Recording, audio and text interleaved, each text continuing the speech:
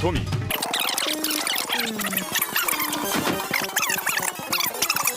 ありったけの夢をかき集め探し物を探しに行くのさ。ワンピース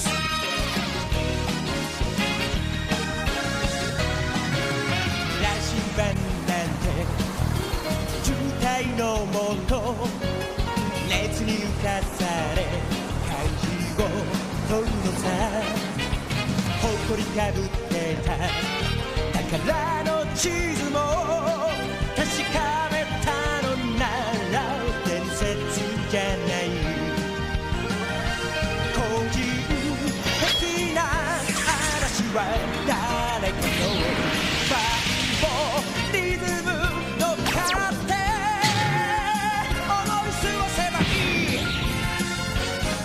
ありったけの夢をかき集め探し物を探しに行くのさ。